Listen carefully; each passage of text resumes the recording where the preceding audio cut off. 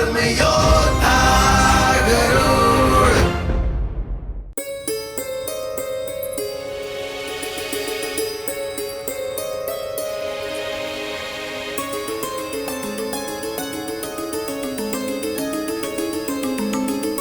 ये मेरे पुत्र गरुड़ के पंख हैं बाबा। उसके जन्म के बाद से जब जब ये गिरे मैंने संभाल कर रख लिए। ये मुझे अपने पुत्र की स्मृति दिलाते हैं। जब भी वो मुझसे दूर होता है ना, मैं इन्हें स्पर्श करती हूँ, अपने हृदय से लगाती हूँ। इससे मुझे लगता है कि वो मेरे निकट ही है, मुझसे दूर नहीं है वो।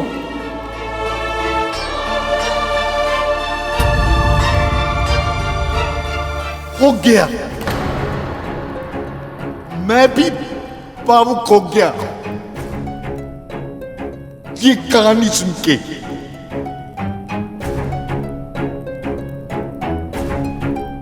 अब इन्हीं पंखों का आसन बना।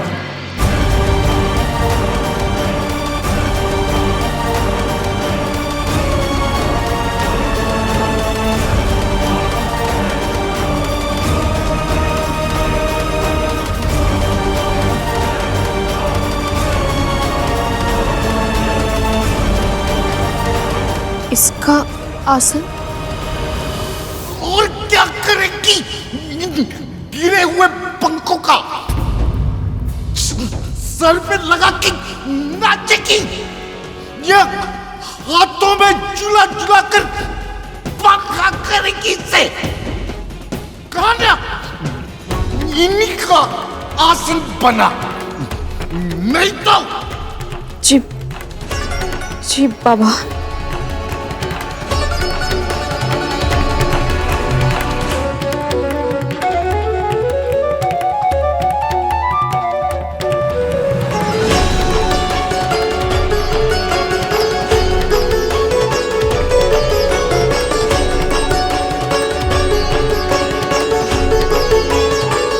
पता नहीं इस समय कहाँ होगा गरुड़ और क्या कर रहा होगा। प्रणाम माँ। कौन हो तुम और यहाँ कैसे आ गए? महर्षि कश्यप और माँ विंता का पुत्र गरुड़ हूं मैं। प्रभु के दर्शन करने के बाद मैं आपके दर्शन किए बिना रह नहीं पाया।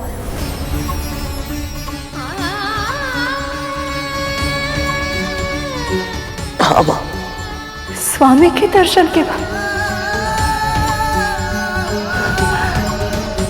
तुम उनसे भेंट करके आए हो अभी? कैसे है मेरे स्वामी? हाँ, कैसे है?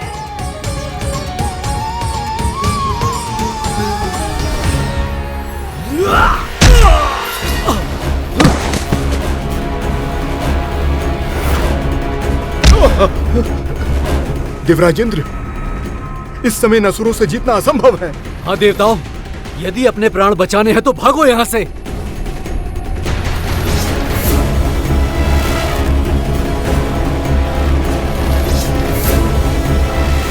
नारायण नारायण।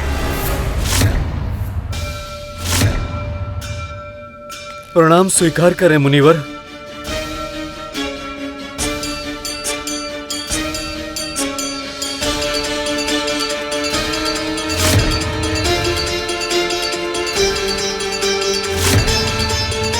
सेनापति वज्रांग, जो शांति दूत बनकर आए हैं उनका स्वागत आप इन शस्त्रों के साथ कर रहे हैं।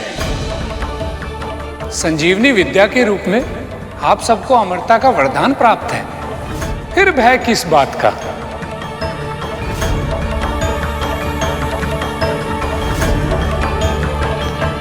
प्रणाम मुनिवर, क्षमा कीजिए। प्रवेश बदलकर, छुपकर स्वर्ग में प्रवेश करने की चेष्टा कर रहे थे ये देवता।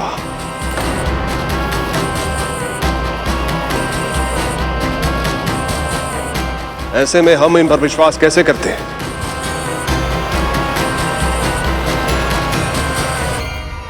और वैसे भी ये सब सदैव से छली करते आए। धोखा देने वाले बहरूपे का सत्कार नहीं किया जाता नारद। उनके लिए दंड ही उचित होता है।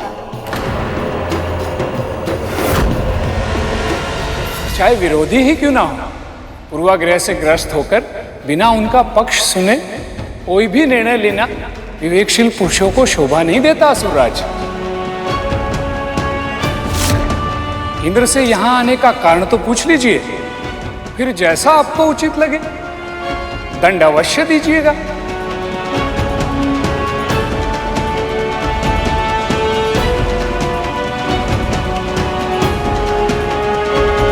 मैं आपके सुझाव की उपेक्षा नहीं करूंगा मुनिवर। केवल आपके कारण मैं इन देवताओं को स्वर्ग में फिर से आमंत्रित कर रहा हूं।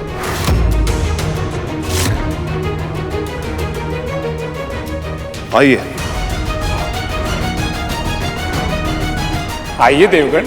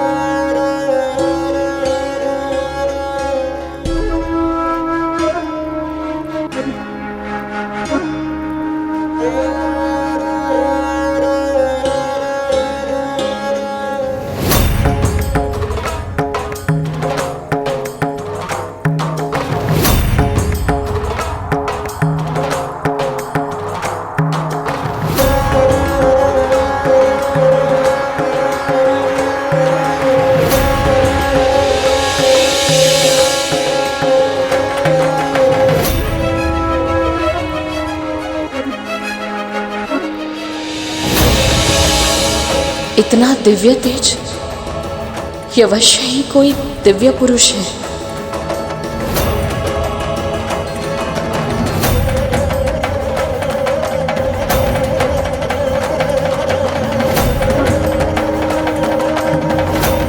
बाबा,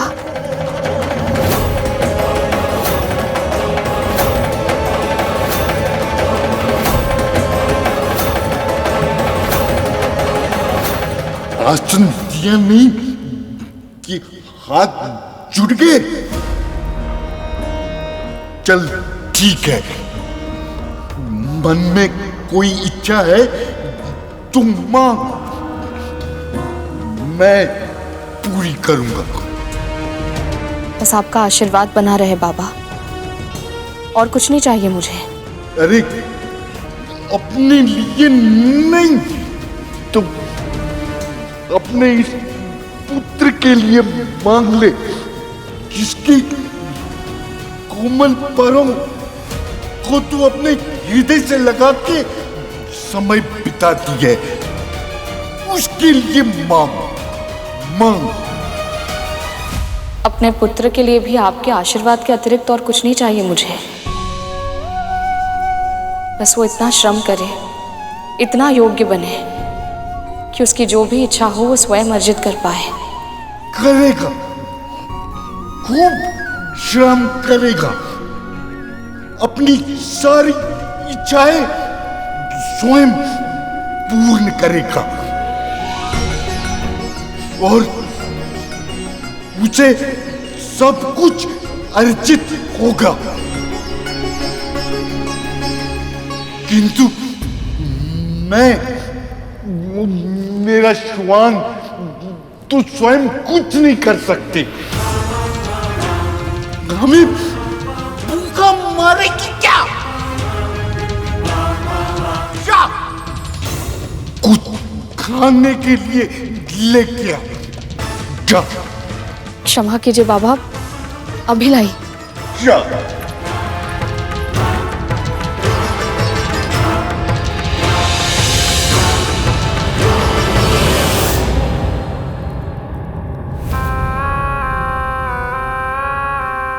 महाराज बलि, हम देवताओं को युद्ध में पराजित करके आप स्वर्गलोक के सिंहासन पर विराजमान तो हो गए, परंतु आपका अधिकार होने से पहले ही यहाँ के सभी रत्न ऐश्वर्य, कल्प वृक्ष और अप्सराएं सब समुद्र में समा गए थे।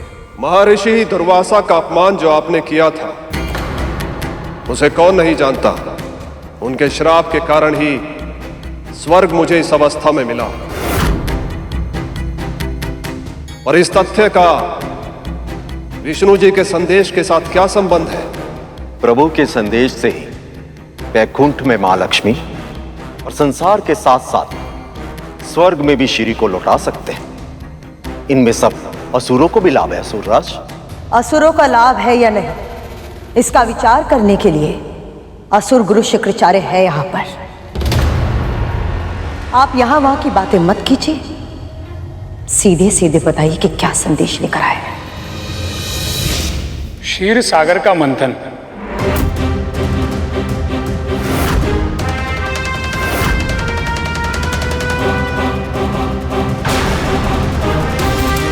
देवों और असुरों द्वारा क्षीर सागर को मथने से ही बहुमूल्य रत्नों का, ऐश्वर्य का और स्वयं श्री लक्ष्मी का आगमन फिर से इस संसार में हो सकता है। नारायण का कहना है यह अभूतपूर्व कार्य सभी प्रजातियों के सहयोग से ही संभव है। इसलिए समय आ गया है समस्त संसार के कल्याण के लिए एवं स्वर्ग के खोए हुए वैभव को पाने के लिए देव और दानव अपने बीच के मतभेदों को भुलाकर अपनी शत्रुता को समाप्त कर ले और आपस में संधि कर ले। असंभव! ये कैसे हो सकता है महाराज कि हम इनसे संधि कर लें?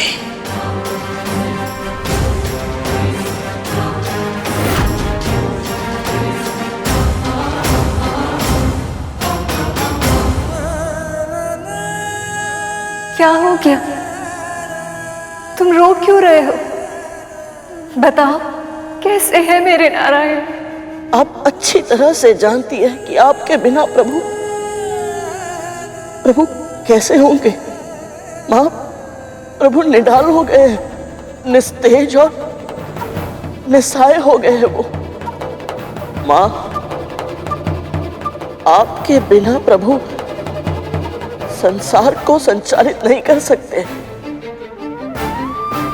ये सत्य है गरुड़। नारायण मेरे बिना कुछ नहीं है, बिल्कुल वैसे ही जैसे मैं उनके बिना कुछ नहीं। हम दोनों का अस्तित्व ही नहीं है एक दूसरे के बिना। पर माँ, ये कैसे? उठो गरुड़,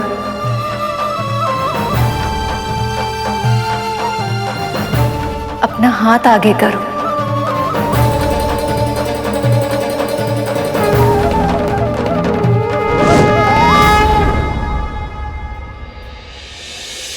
इसे तोड़ दो। अब इन टूटे हुए भागों में से एक को दूसरे के ऊपर रख दो। ध्यान से देखो गरुड़, क्या दिखाई दे रहा है तुम्हें? क्या ये दोनों टूटे हुए भाग एक जैसे हैं? नहीं माँ, ये दोनों तो एक दूसरे से भिन्न हैं, बल्कि एक दूसरे के विपरीत है ये। अब इस टूटे हुए भाग को ऊपर से निकालकर साथ में जोड़ दो।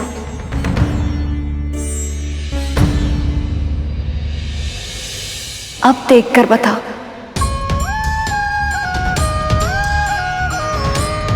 ये दोनों तो अब ऐसे जुड़ गए हैं माँ,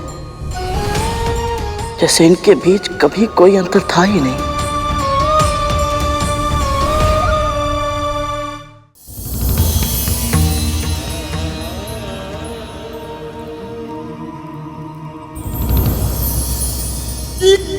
क्या है? अगर शाकाहारी भोजन ही खिलाना था तो मुझे यहाँ लेके क्यों आई? वही जंगल में छोड़ देती मरने के लिए। तो क्या आप मांसाहार?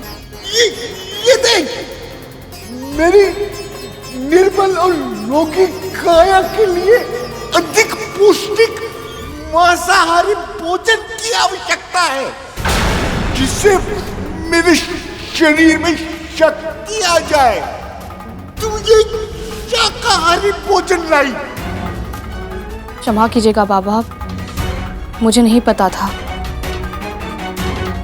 और सत्य कहूं तो आपकी आयु देखकर मुझे लगा कि क्या लगा तुझे? पूरा असहाय है, कुछ भी रूखी सूखी दूंगी तो प्रसन्न हो जाएगा। मैं तुम जैसी स्त्री को अच्छे से जानता हूं, सब कुछ जानते हुए भी अनभिज्ञ होने का स्वांग रचती है। जा, मेरे श्वान को खाना खिला।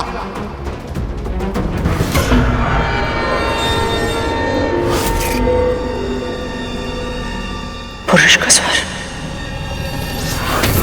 गरुड़ तो यहाँ है नहीं, तो फिर विंता की कुटिया से किसी पुरुष का स्वर कैसे आ सकता है? क्या खिला इसे? जी जी बाबा।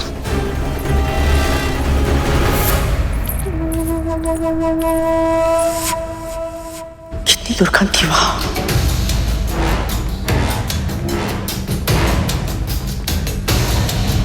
सुनो, तुम दोनों को मेरा एक कार्य करना होगा। तुम दोनों को विंता की कुटिया में जाना होगा और उन पर अपनी पहली दृष्टि रखनी होगी। सिर्फ इतना पता करो कि वहां आया कौन है। जी मां। जाओ।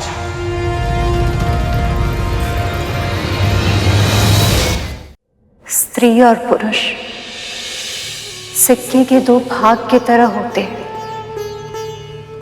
एक समान नहीं होते। जो एक की दुर्बलता होती है वो दूसरे की शक्ति होती है, और जब दूसरा दुर्बल होता है तब उसे अपने साथी के बल की आवश्यकता पड़ती है। केवल शारीरिक रूप से नहीं, मानसिक और भावनात्मक रूप से दोनों की शक्तियां और विशेषताएं भिन्न भिन्न होती हैं।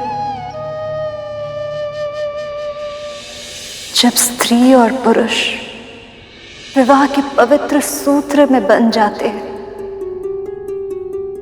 तब वो दोनों एक दूसरे को पूरा करते हैं। वैसे ही मैं और नारायण एक दूसरे की कमियों को पूरा करते हैं। वो अर्थ है तो मैं भाषा, वो शास्त्र है तो मैं शस्त्र हूं, वो ज्ञान है तो मैं विवेक हूं, वो स्वभाव है तो मैं सूत्र हूं। हम दोनों एक दूसरे के बिना अपूर्ण हैं।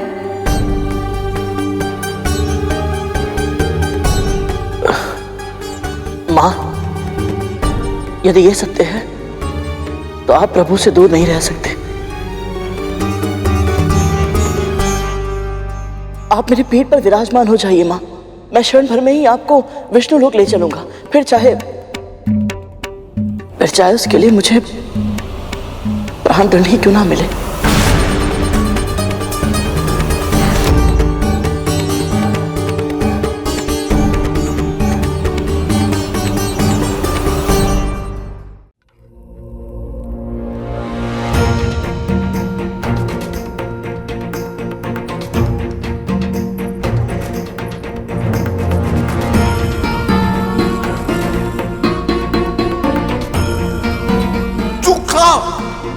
तू मेरा मित्र है, खा।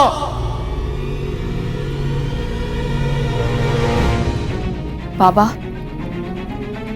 मैं आपके लिए मांसाहार का प्रबंध कर दूंगी, पर अभी कुछ तो खा लीजिए।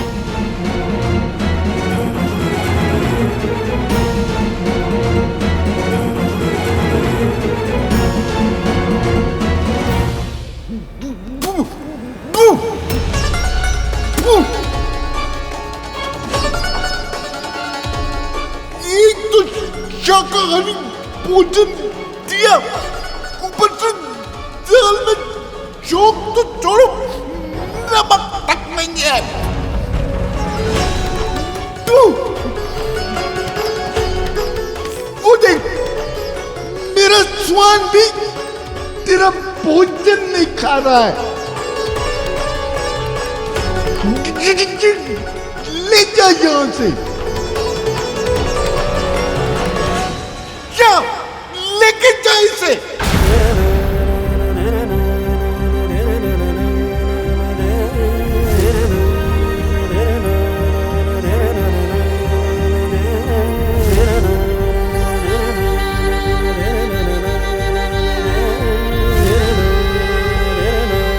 भोजन स्वाधीन बना दिया? इतनी बड़ी भूल कैसे हो गई मुझसे?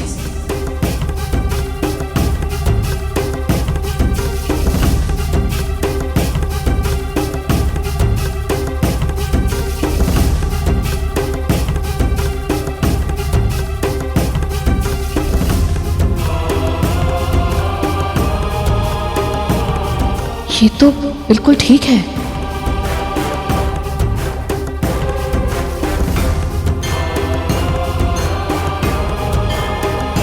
बाबा को मुझसे इतनी घृणा क्यों है? इन्हें प्रसन्न करने के लिए और क्या करूं मैं? विंता माँ की समस्या तो और भी अधिक गंभीर हो गई है प्रभु। अपनी सुध बुध भूल कर वो इन बाबा की कितनी सेवा कर रही हैं, पर ये तो उन्हें प्रताड़ित किए जा रहे हैं। और अब इनके कारण कद्रू माँ भी विंता माँ को दंड देगी। मुझे तो ये समझ नहीं आ रहा कि विंता माँ इन्हें सह क्यों रही है। उन्होंने इतनी सहायता की इनकी, पर ये तो कृतज्ञ भी नहीं है। ये कृतज्ञ नहीं, इसका अर्थ ये तो नहीं कि किसी को भी इनकी सहायता नहीं करनी चाहिए। देवी विंता अपने पुत्र को परोपकार के संस्कार दे रही हैं, तो उन संस्कारों के मार्ग पर उन्हें स्वयं भी तो चलना होगा। धर्म का पालन अपनी सुविधा अनुरूप नहीं किया जा सकता शेष। धर्म का नियम सबके लिए समान होता है गरुड़। यदि स्वयं भगवान इन नियमों का पालन नहीं करेंगे तो संसार से उनके पालन की आशा कैसे कर सकते हैं?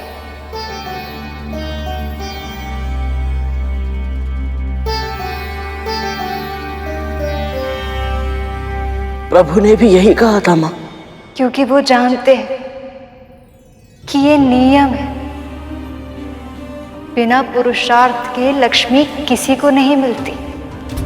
परंतु मां, स्वयं लक्ष्मीपति नारायण को भी नहीं।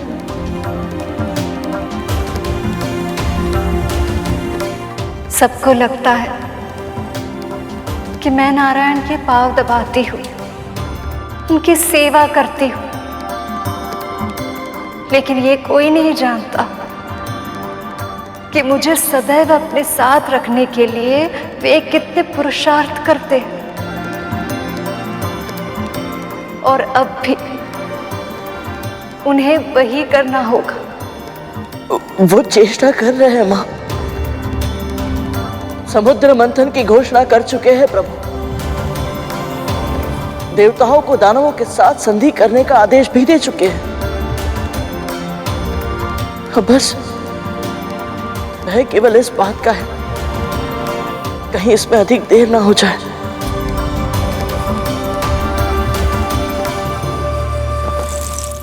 सत्य कह रहे हो तुम दोनों? हाँ माँ, हमने अपनी आंखों से देखा। गरुड़ के पंख से बने आसन पर बैठा था वो। माँ बुड्ढा है तो बहुत ही दुर्बल और दुर्गंध से एकदम भरपूर, पर विमाता विंता को बहुत यातनाएं दे रहा है। विमाता भी बहुत विचित्र है, सब कुछ चुपचाप सहे जा रही थी।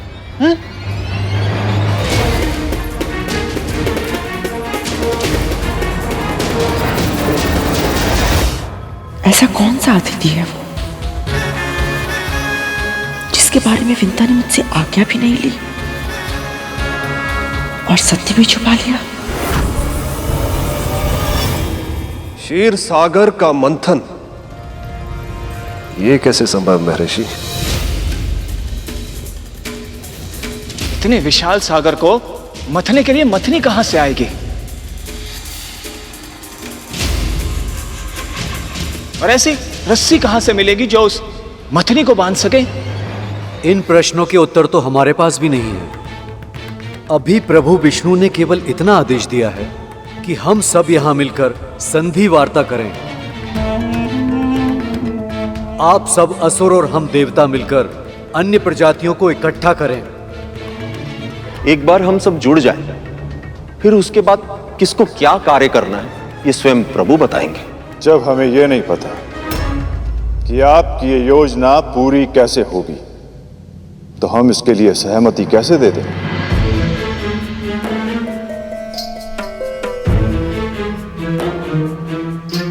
महाराज बलि, यदि आपकी इच्छा हो तो मैं अपनी तपस्या से स्वर्ग का वैभव पुनः प्रकट कर सकता हूं, किंतु इसके लिए देवताओं से संधि करने की कोई आवश्यकता नहीं है।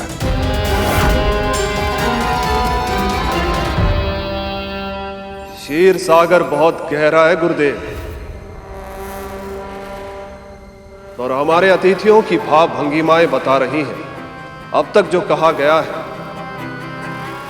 उससे कहीं अधिक गहरा है इनका यहां आने का उद्देश्य। मुझे क्यों ऐसा लग रहा है कि केवल बहुमूल्य रत्न, ऐश्वर्य, अप्सराएं और श्री लक्ष्मी जी ही सागर से बाहर नहीं आएंगे। कुछ और भी छुपा है समुद्र के गर्भ में। नारायण नारायण, आप सही कह रहे हैं महाराज। समुद्र मंथन से एक ऐसी वस्तु प्रकट होगी जो किसी और उपाय से पाना असंभव है, और वो है अमृत। अमृत, अमृत।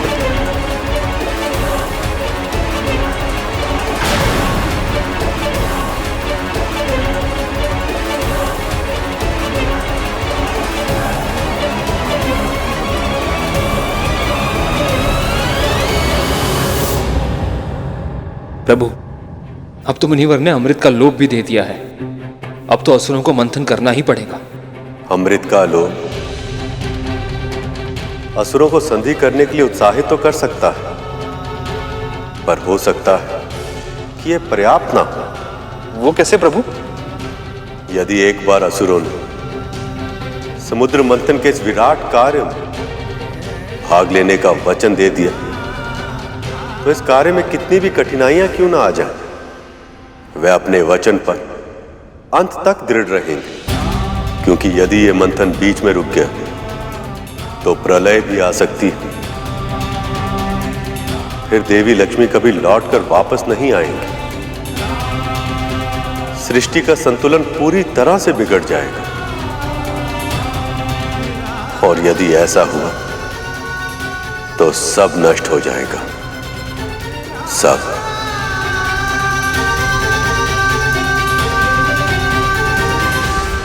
मां, हो सकता है मेरा अनुमान सही ना हो, परंतु आपके साथ के बिना प्रभु का उत्साह, उनका विश्वास, उनका सामर्थ्य इतना कम हो गया है कि समुद्र मंथन जैसे इतने बड़े कार्य को कर पाना अब जाने संभव हो पाएगा या नहीं।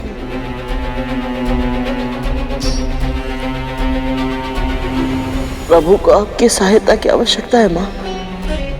मां, यदि आप अभी मेरे साथ विष्णुलोक नहीं चल सकती तो कुछ ऐसा कीजिए ना जिससे प्रभु को आपके साथ होने का आभास हो। स्वामी से दूर रहकर भी उन्हें अपनी शक्ति दे पाऊं, ऐसे कैसे कर सकती हूं मैं?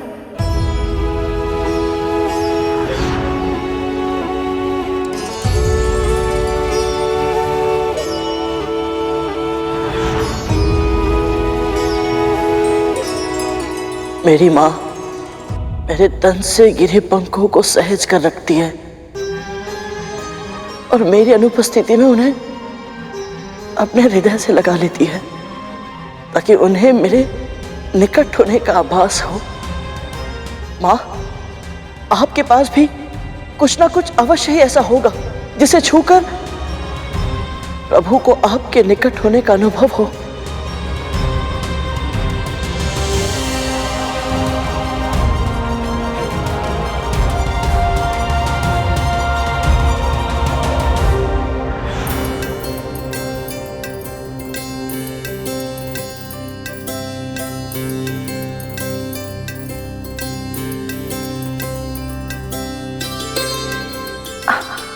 स्वामी क्या कर रहे हैं आप?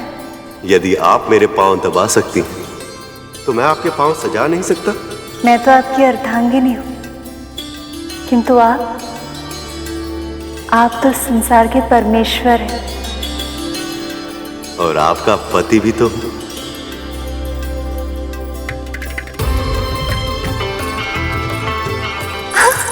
अरे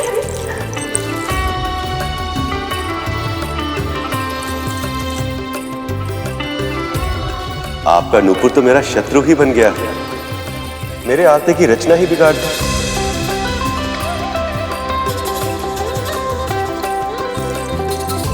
नहीं स्वामी, ये मेरे सुहाग का चिन्ह है। और आपका सुहाग मैं ही हूं। अवश्य, किंतु इसका ये अर्थ नहीं कि मैं इसे उतारने दूंगी आपको। तो मैं आपके लिए एक ऐसी पायल की रचना करूंगा जो सुंदर भी हो और उपयोगी भी, ताकि आपके सुहाग का चिन्ह आपके पांव पर सुशोभित भी होता रहे और उसका नूपुर मेरे आते की रेखाएं भी बिगाड़ ना सके। स्वामी, ये तो बहुत ही अच्छा सुझाव है। स्वामी, मैं तो कहती हूँ क्यों ना हम दोनों ही एक एक पायल की रचना करें। देख तो ले कि हम दोनों की सोच एक दूसरे के समान है भी या नहीं। अवश्य।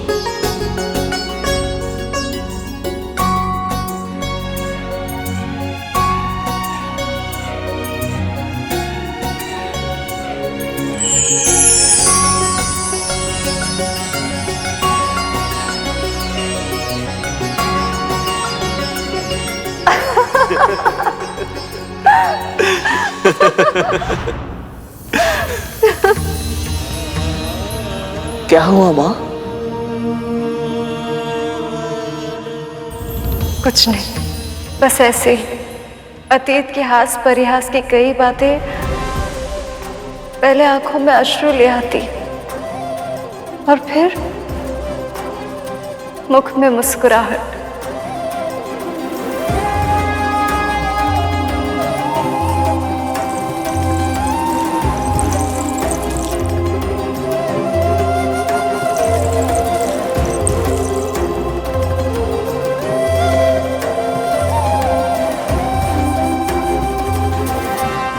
ये लो गरुड़।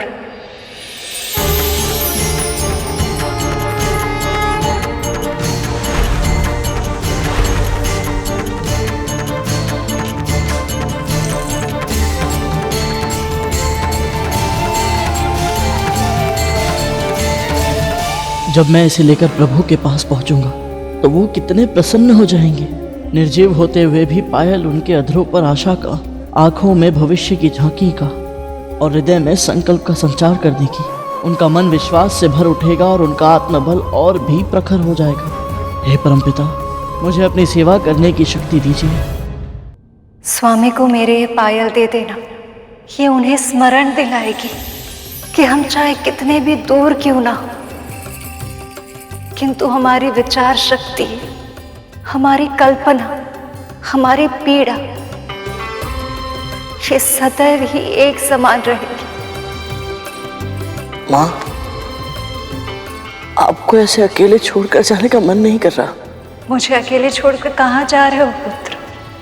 आशा देकर जा रहे हो कि मेरी यह विरह शीघ्र ही समाप्त होगी।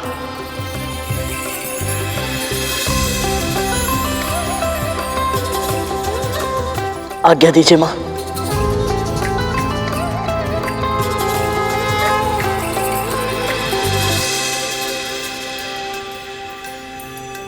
समस्याएं कितने भी कठिन क्यों ना, किंतु उसे सुलझाने के लिए पहल करने की तुम्हारी ये हट, तुम्हारी विशेषता है गरुड़।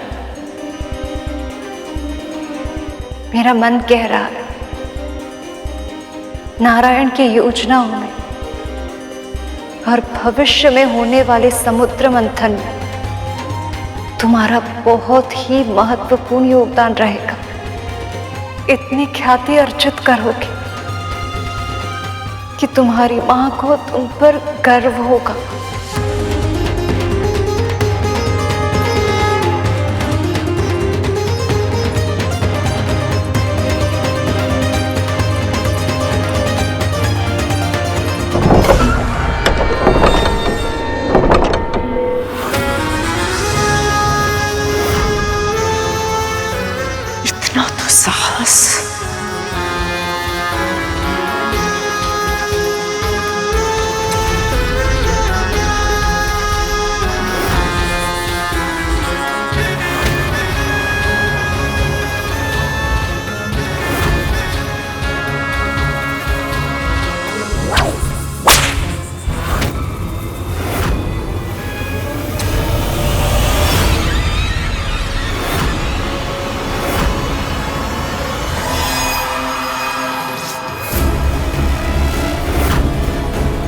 ये कोड़ा अचानक कैसे रुक गया?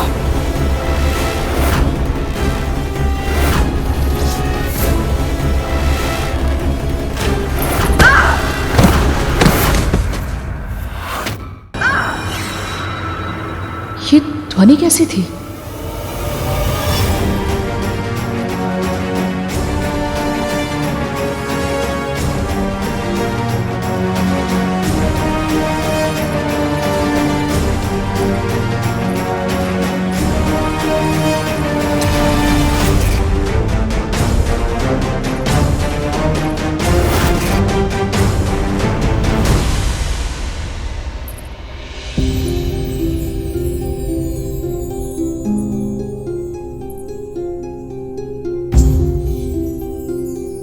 आपका बहुत बहुत धन्यवाद प्रभु।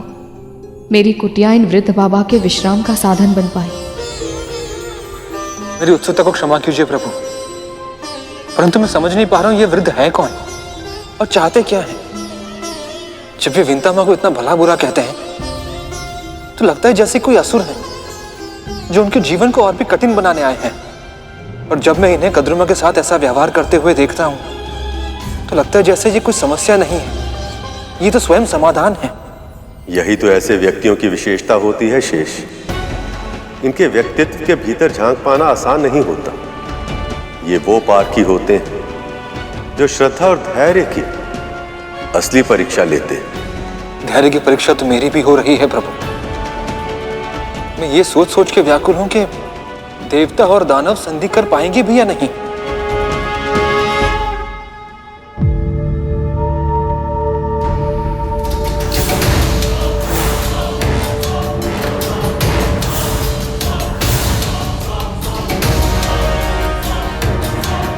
अमृत का लोभ इन असुरों की आंखों में स्पष्ट रूप से दिखाई दे रहा है देवराज इंद्र। अब ये असुर अवश्य ही सहमत हो जाएंगे।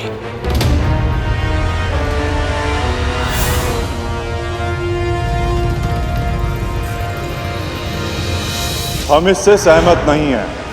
हम इससे सहमत नहीं हैं। हम इससे सहमत नहीं हैं। ये क्या हो गया प्रभु?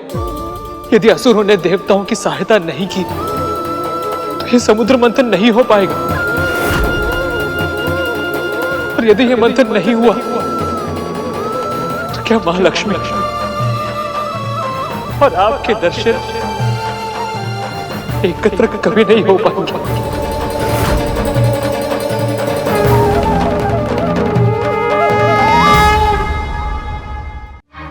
गुरुदेव, देवता हमें अमृत का लोभ दे रहे हैं। महाराज बलि, इनके लोभ के जाल में मत फंसिए। ये देवता हमारे पास इसलिए आए हैं क्योंकि इन्हें समुद्र मंथन के लिए असुरों की अपार शक्ति की आवश्यकता है। किंतु जब समय आएगा तो अमृत की एक बूंद भी असुरों को नहीं मिलेगी। ऐसा नहीं होगा महर्षि। समुद्र मंथन के शुभ कार्य में जो भी प्रजातियां भाग लेंगी उन सबके बीच में समुद्र के गर्भ में जो चीज भी प्रकट होगी वो सब बराबर मात्रा में बांटी जाएगी।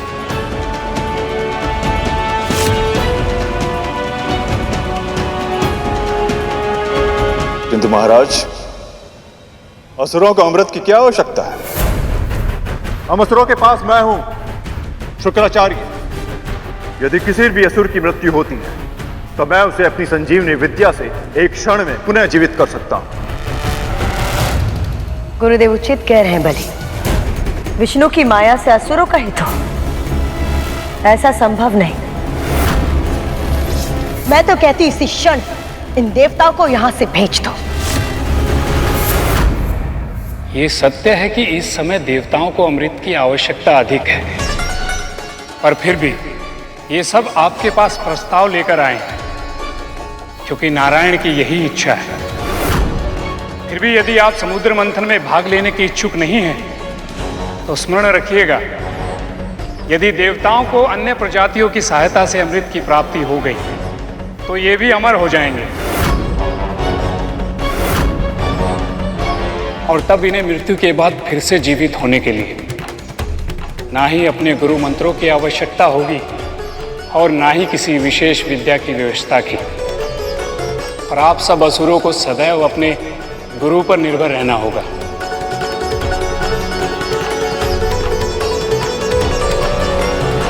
विचार कीजिए असुरराज, तब क्या होगा जब गुरु शुक्राचार्य आपके निकट नहीं होंगे, जब ये कहीं तपस्या के लिए दूर निकल जाएं और कोई पक्षी गजासुर और सिंह मुखम जैसे विकट असुरों को जीवित ही निकल जाए।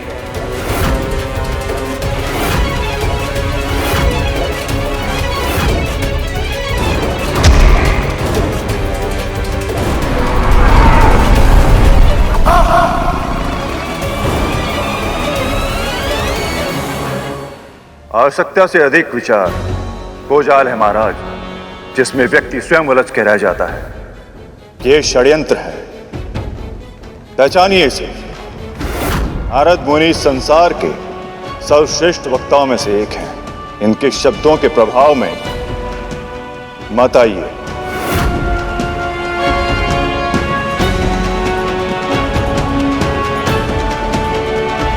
क्षमा कीजिए गुरुदेव, पर इनके शब्दों में केवल प्रभाव ही नहीं, अर्थ भी है, और उस अर्थ को मैं अच्छी तरह समझ पा रहा हूं। सारा अमृत देवताओं को मिल जाए, असुरों की सुरक्षा के लिए मैं ऐसा नहीं होने दे सकता।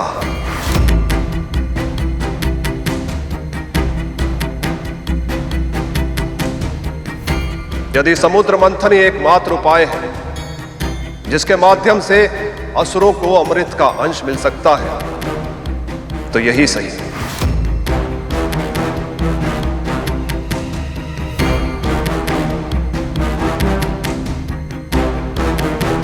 हम आपकी सहायता अवश्य करेंगे देवराज। हम असुर समुद्र मंथन में अवश्य भाग लेंगे। मैं असुराज बलि वचन देता हूं।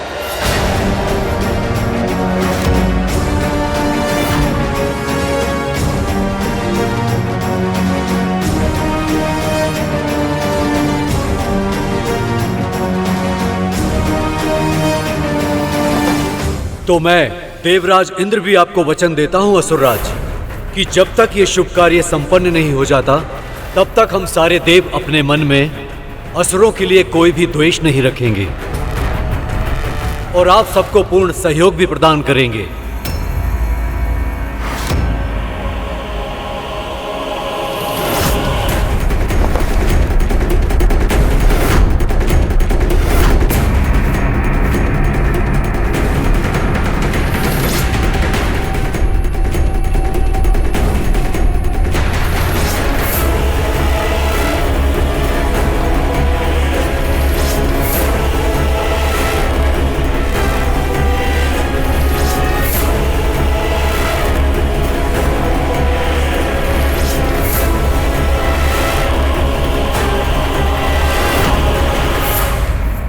प्रभु, अब तो देवताओं और असुरों की संधि हो चुकी है। अब समुद्र मंथन प्रारंभ हो सकता है। असुर सम्राट बलि ने शुक्राचार्य का सुझाव ना मानकर बहुत बड़ी भूल की है शेष। कैसी भूल प्रभु? यदि गुरु का अनादर करके कोई भी कार्य किया जाए तो सफलता नहीं मिलती, केवल पतन होता। अब तो बस एक ही आशा है, इससे पहले कि बहुत देर हो, बलि को अपनी भूल का आभास हो जाए और वो उसे सुधार ले, अन्यथा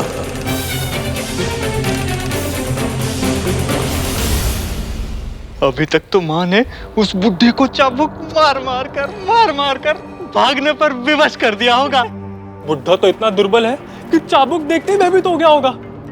दंड तो विमाता विंता को मिल रहा होगा। चाबुक की मार की कल्पना कर तक तू सट सट सट। गरुड़ जहां कहीं भी होगा, अपनी माँ की चित्कार सुनकर कितना तड़प रहा होगा। माँ माँ माँ माँ।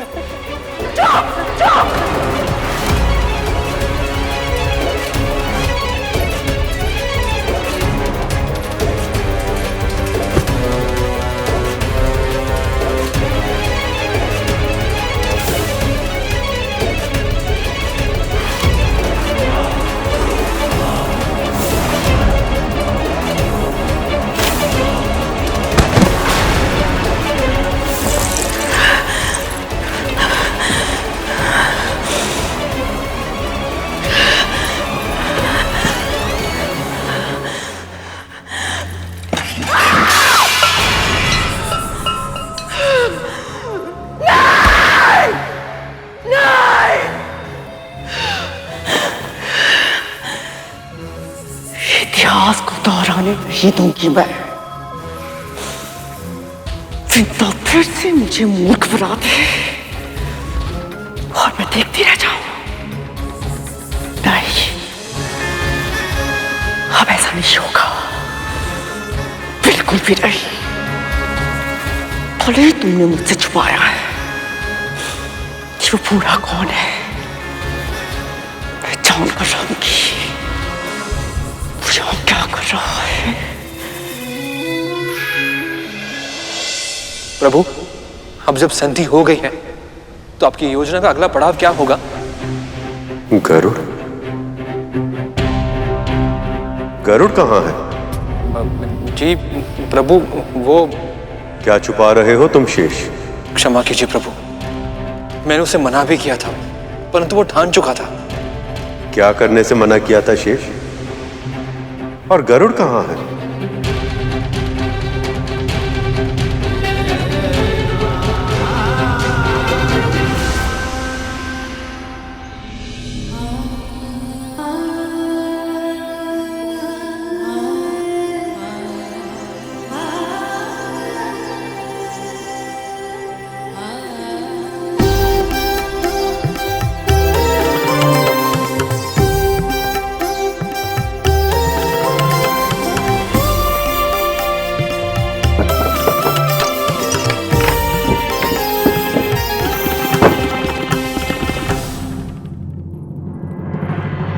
लगता है बाबा को उठने में अभी समय लगेगा।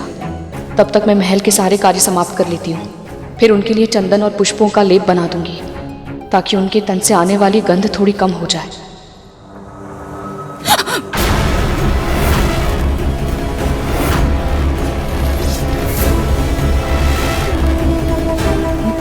महारानी, आप इतनी शीघ्र उठ गई?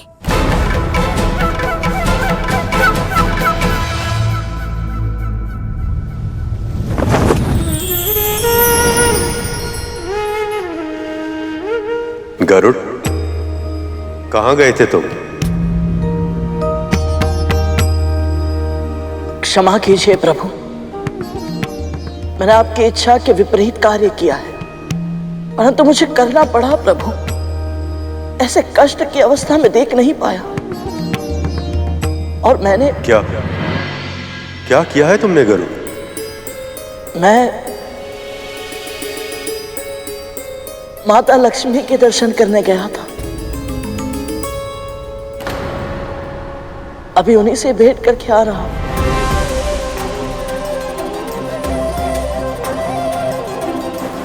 ये तुमने क्या किया गरुड़? क्यों तोड़े तुमने मेरे बनाए हुए नियम? क्यों गए तुम देवी लक्ष्मी से भेंट करने? क्या सोचा था तुमने कि ये सब सुनकर मुझे प्रसन्नता होगी? तुम्हें पता कि विरह की सबसे अधिक पीड़ा कब होती? जब प्रिय और प्रेम एक दूसरे से दूर हो रहे हो, तब नहीं।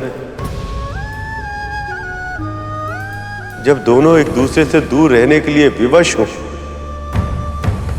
तब भी नहीं। विरह की पीड़ा असहनीय तब होती जब विरह की समय सीमा समाप्त होने के बाद मिलन के लिए दोनों एक दूसरे के पास लौट रहे, जब पग आगे नहीं बढ़ पाते और हृदय और भी तीव्र गति से धड़कने लगता। गरुड़, अभी तो केवल देवों और दानवों के बीच में संधि हुई। समुद्र मंथन के लिए कितना कुछ करना शेष है, न जाने उस सब में कितना समय लग जाएगा। और तुमने अभी से देवी लक्ष्मी को सूचित कर दिया, उनकी आशाएं कितनी बढ़ चुकी होंगी।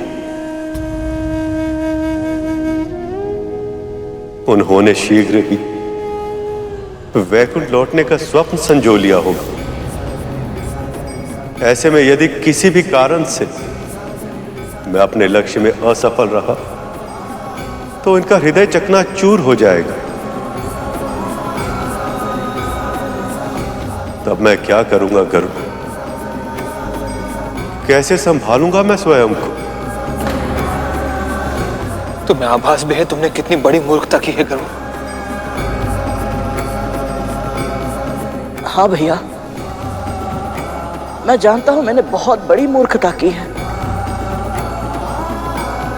पर यदि मेरी इस मूर्खता से मैंने अपने परम पिता का संदेश मां तक और मां का संदेश परम पिता तक पहुंचा पाया, मैं ये मूर्खता बार बार करूंगा। लक्ष्मी का संदेश?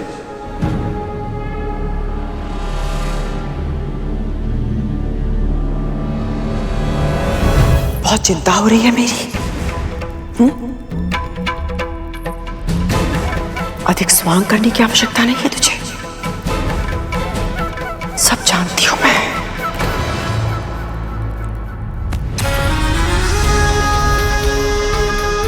तुझे क्या लगता है तू मेरे विरुद्ध षड्यंत्र करेगी, मेरे विरुद्ध योजना बनाएगी? योजना? षड्यंत्र? ये आप क्या कह रही हैं महारानी? कौन है वो? कौन है वो मायावी जिसे तूने अपनी कुटिया के अंदर छुपा के रखा है?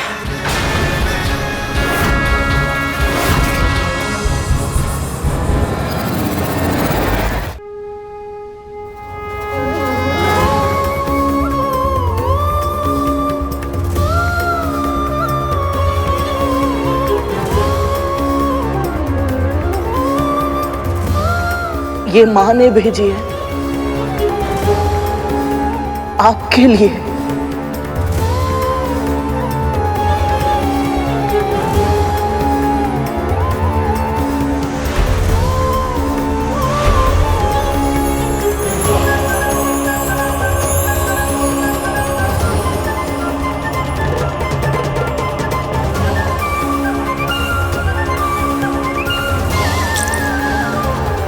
स्वामी, मैं तो कहती हूँ क्यों ना हम दोनों ही एक एक पायल की रचना करें। देख तो ले कि हम दोनों की सोच एक दूसरे के समान है भी या नहीं।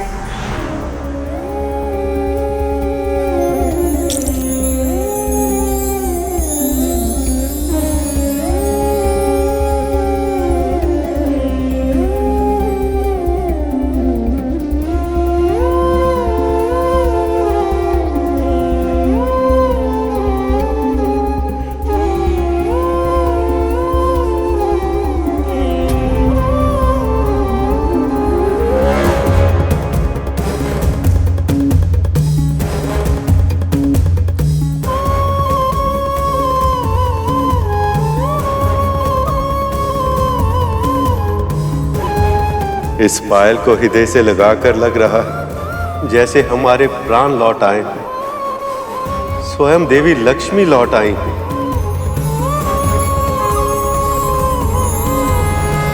मायावी? नहीं महारानी, वो बस एक असहाय रोगी है। असहाय? कितना असहाय है वो, मैं स्वयं अनुभव कर चुकी हूं।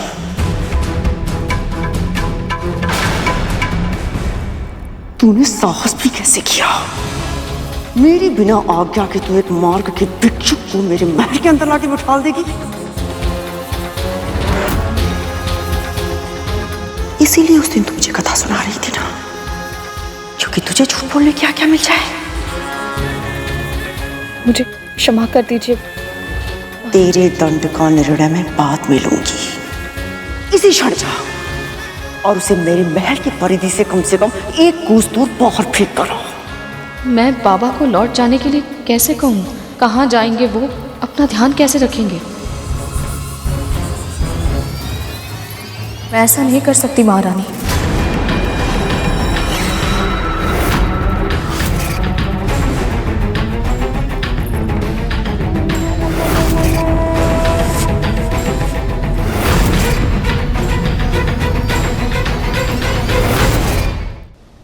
गरुड़, मुझे यह विश्वास नहीं हो रहा है कि तुमने ऐसा दुस्साहसी कार्य किया है। मैंने तो कुछ नहीं किया है प्रभु। परंतु पायल तो तुम ही लाए हो घर में। कहना क्या चाहते हो तुम? बस यही कि समस्त संसार में जो कुछ होता है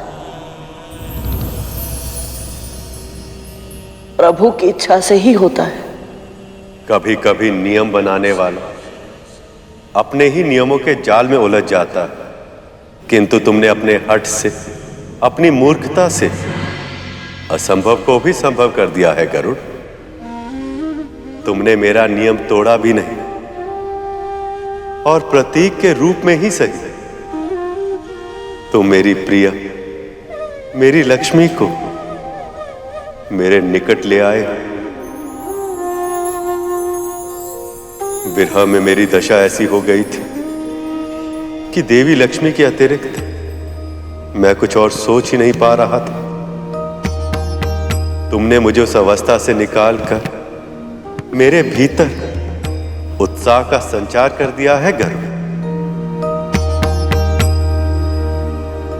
अब मैं वो भविष्य देख पा रहा हूं जिसमें शीघ्र ही वे मेरे साथ होंगे, मेरे निकट होंगे।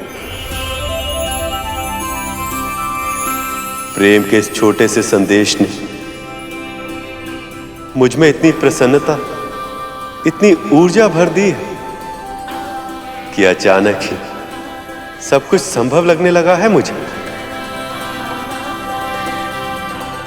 सत्य तो यही कि आशा की वास्तविक आवश्यकता हमें ही थी और देवी लक्ष्मी से मिलकर वह आशा तुमने हमें दी है गर्व। मैं तो केवल माध्यम हूं प्रभु, ये लीला तो आप दोनों की ही है। ये सब हमारी लीला है, ये कहकर तुम बच नहीं सकते। सत्य तो यही कि तुमने हमारी इच्छा के विरुद्ध कार्य किया और इसका दंड अब तुम्हें भोगना ही होगा।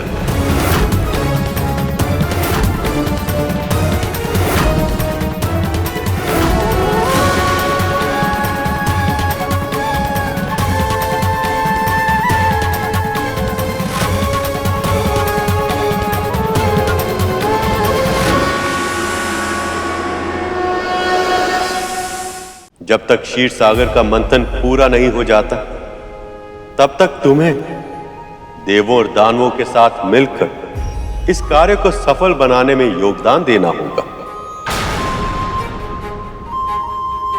प्रभु, ये तो मेरे लिए सौभाग्य की बात होगी। नारायण नारायण।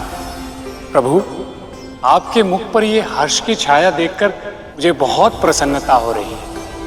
पर ये केवल देवताओं और दानवों के संधि के कारण ही नहीं है, अवश्य ही इसके पीछे कुछ और भी कारण है। नारायण नारायण। आपने सत्य कहा देव ऋषि। मेरे हर्ष का, मेरे मुख पर छाई हुई इस मुस्कुराहट का कारण है देवी लक्ष्मी द्वारा दिया गया यह स्मरण चिन्ह।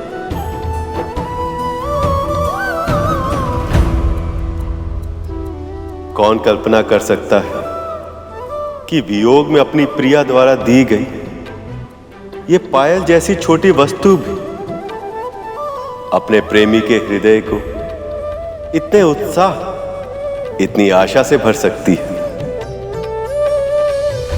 प्रभु, क्षीर सागर के मंथन के लिए अगला चरण क्या होगा? सबसे पहले एक ऐसी मथनी का प्रबंध करना होगा जिससे क्षीर सागर को मथा जा सके।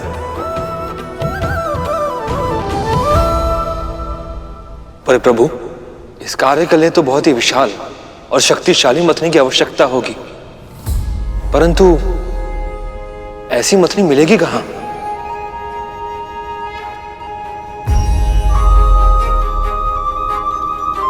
समस्त सृष्टि में एक ही वस्तु है जो ऐसी मथनी का कार्य कर पाने के योग्य है, वह है मंदराचल पर्वत। मंदराचल पर्वत?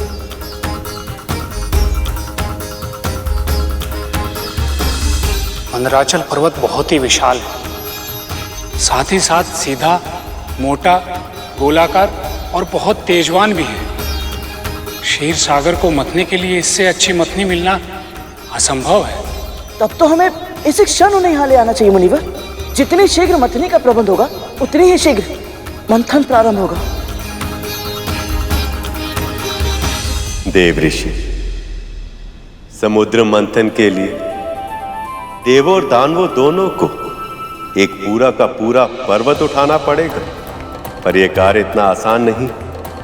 इसलिए आप पूरे समय उनके साथ रहिएगा ताकि दोनों ही पक्षों में कोई भी संधि के नियमों का उल्लंघन ना कर पाए। वैसे भी शुक्राचार्य संधि से तनिक भी प्रसन्न नहीं है, इसलिए मैं नहीं चाहता कि मंथन पूरा होने से पहले उन्हें संधि तोड़ने का एक भी अवसर मिले। जो आज्ञा प्रभु। एक बात और नारद, आप गरुड़ को भी अपने साथ ले जाइए।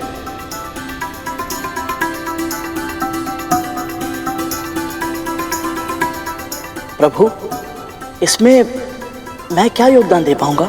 जो कार्य करने की इच्छा रखता है वह चाहे तो इतने बड़े अनुष्ठान में अपने लिए कोई ना कोई कार्य तो ढूंढ ही सकता है गरुड़। जो आज्ञा प्रभु।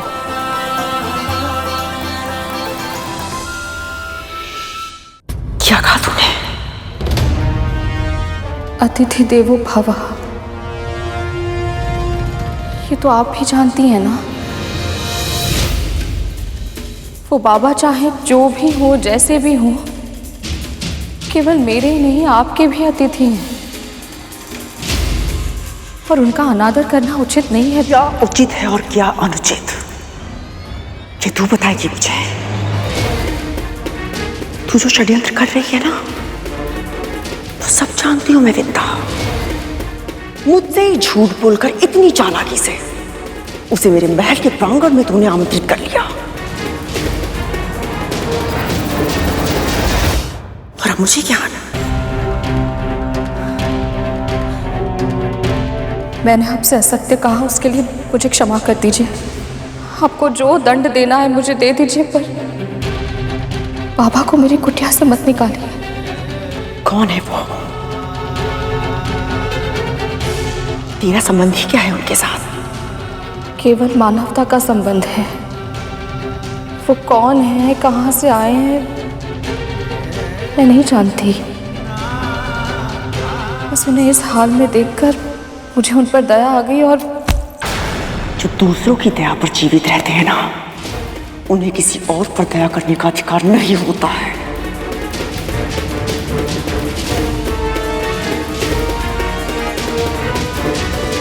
अदिति दीदी तेरे पुत्र को अपने साथ क्या लेकर गई? तो परेशानी भूल गई। दासी है तू मेरी।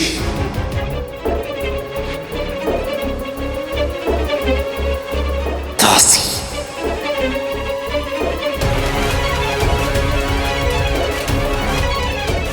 स्मरण है मुझे, और मेरे पुत्र को भी ये स्मरण है,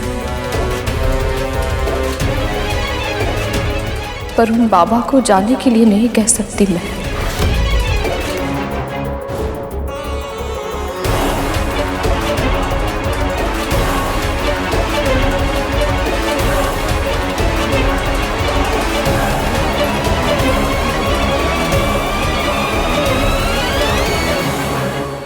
आप सही कह रही थी मां, अवश्य उस बूढ़े की शक्ति का प्रताप है, जो गरुड़ के निकट ना होते हुए भी दासी मां में इतना साहस आ गया कि उन्होंने आपकी ही आज्ञा का उल्लंघन कर दिया।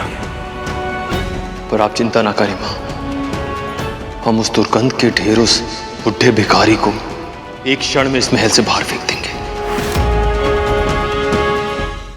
समस्त सृष्टि में एक ही वस्तु है जो ऐसी मतनी का कार्य कर पाने के योग्य है, वह है मंदराचल पर्वत।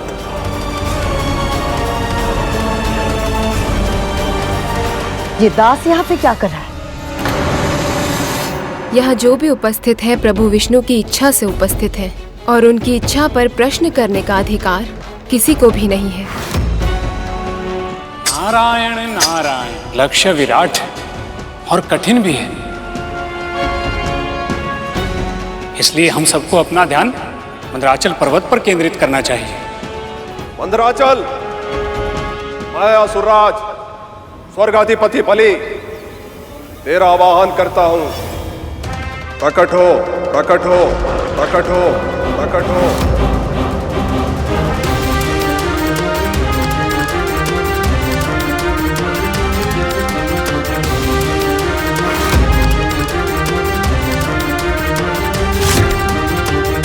मैं देवराज इंद्र तुम्हें प्रकट होने का आदेश देता हूं मंदराचल। आदेश का अविलंब पालन हो, आदेश का अविलंब पालन हो, आदेश का अविलंब पालन हो।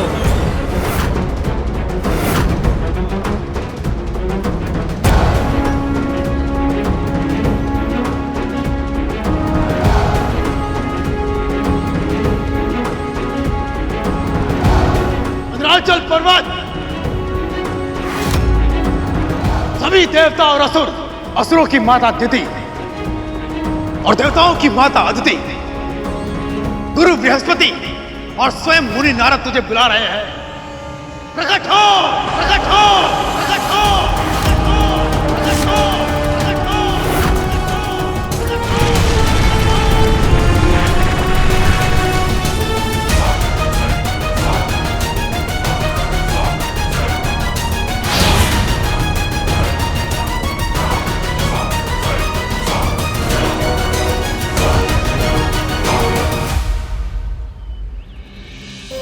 मेरा प्रणाम स्वीकार करें।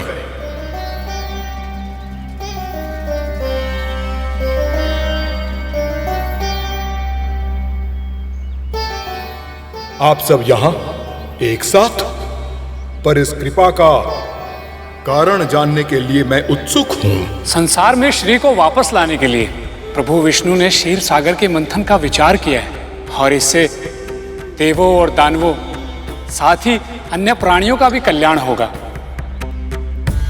इस कार्य में हमें आपके सहयोग की आवश्यकता है मंदराचल। हम चाहते हैं कि आप वो मथनी बने जिसकी सहायता से इस विशाल सागर को मथा जा सके। सच कहूं तो प्रभु विष्णु की सेवा करना तो किसी का भी सौभाग्य होगा, और क्षीर सागर का मंथन करना तो अति दुर्लभ अवसर है, जो हम पर्वतों के लंबे जीवन काल में भी पहली बार आया है। परंतु मैं क्षमा चाहता हूं, मैं चाहकर भी आप सबकी सहायता नहीं कर सकता।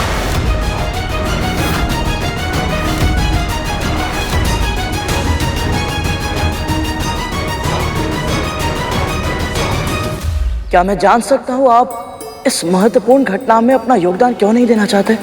मैं अपना योगदान देना चाहता हूं, परंतु चाहकर भी ऐसा नहीं कर सकता,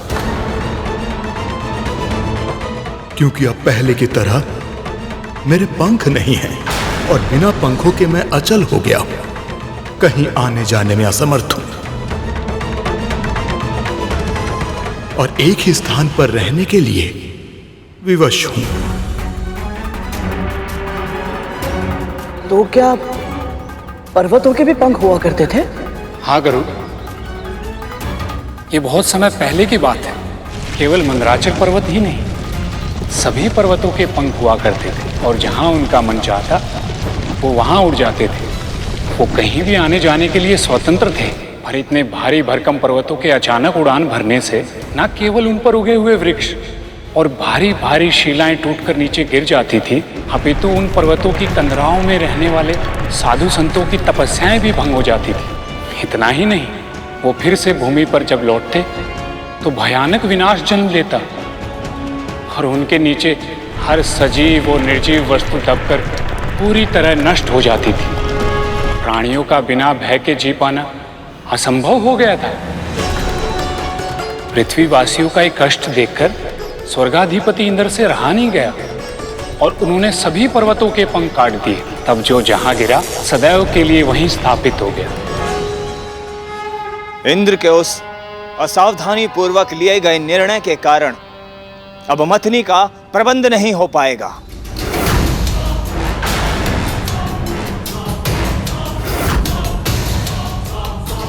और जिसके कारण ना ही समुद्र मंथन होगा और ना ही अमृत मिलेगा। देवराज ने वही किया जो उस समय उचित था। ना तो इसकी कल्पना की थी, ना ही भविष्यवाणी कि ऐसा समय भी आएगा जब इन्हें मथनी के रूप में किसी पर्वत की आवश्यकता पड़ेगी। जो व्यतीत हो चुका है वो अतीत है, हमें वर्तमान के बारे में सोचना चाहिए। जो समस्या हमारे सामने है उसके समाधान के बारे में सोचना चाहिए। गरुड़ ठीक कह रहा है पुत्र।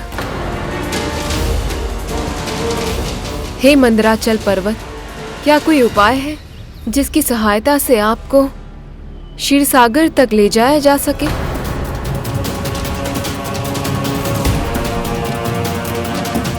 एक उपाय है देवमाता। देवगण और असुर दोनों ही प्रजातियां अपने अपने बल के लिए सुविख्यात हैं। यदि यहां पर उपस्थित कोई भी बलशाली मुझे उठा सके तो वो मुझे क्षीर सागर तक पहुंचा सकता है।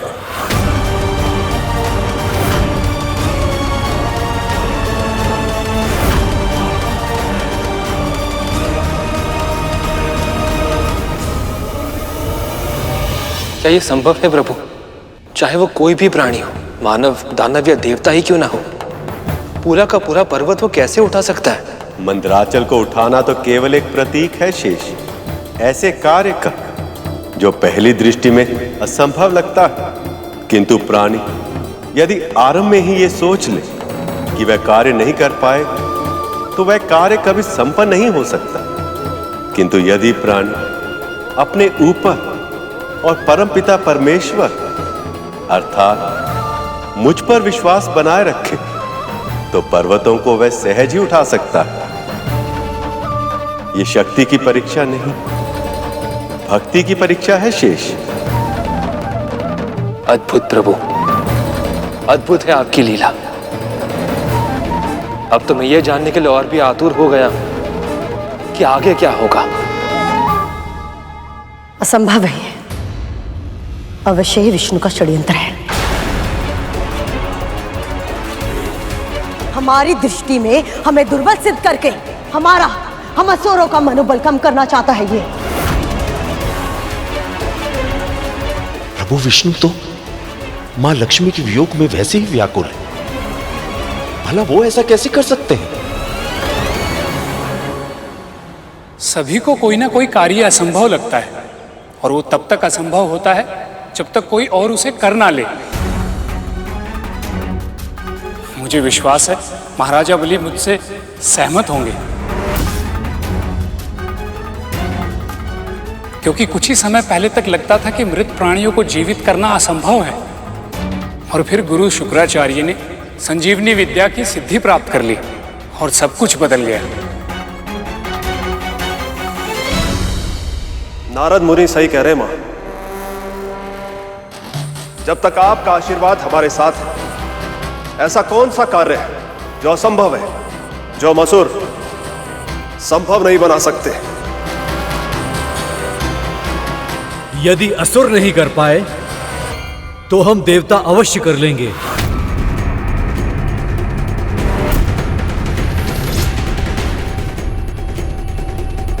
हम युद्ध में अवश्य हारे थे, पर केवल इसलिए क्योंकि हमारे विरोधियों ने अनैतिक सिद्धि का प्रयोग किया था।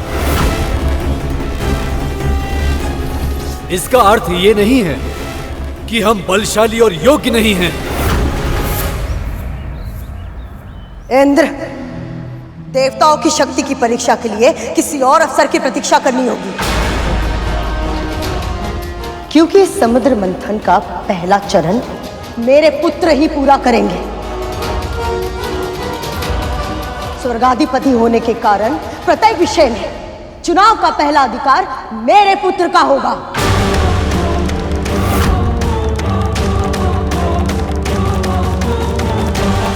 इतना बड़ा लक्ष्य सामने है और उस पर ध्यान केंद्रित करने के स्थान पर ये सब आपस में झगड़ा क्यों कर रहे हैं? अवश्य।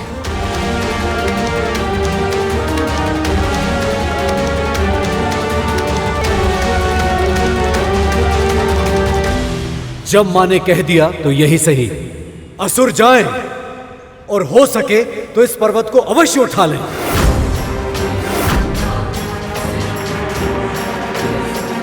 देवता जानते हैं कि यह धर्म का कार्य है, प्रभु विष्णु के लिए बहुत आवश्यक है ये, तो फिर ये ऐसी मनोकामना क्यों कर रहे हैं कि असुर असफल हो जाए?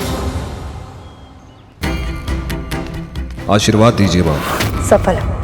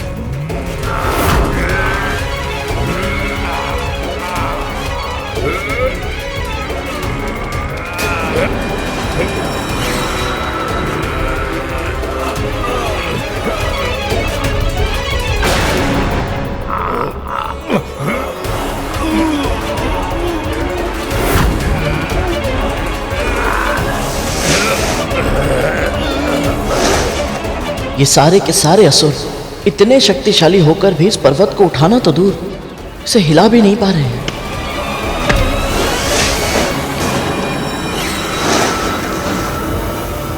जब थक जाएं तो बता दीजिएगा असुरराज, हम स्वयं उठा लेंगे इस पर्वत को। जब थक जाएं तो बता दीजिएगा असुरराज, हम स्वयं उठा लेंगे इस पर्वत को।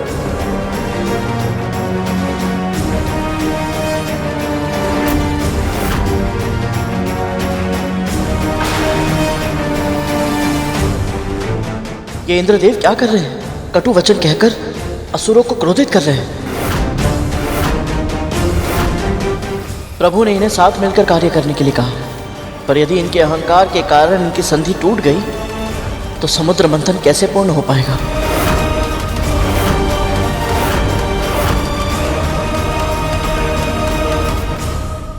पक्षीराज गरुड़ के साहस भरे कारनामे देखने के लिए चैनल को सब्सक्राइब करें और साथ ही बेल आइकॉन दबाना न भूलें।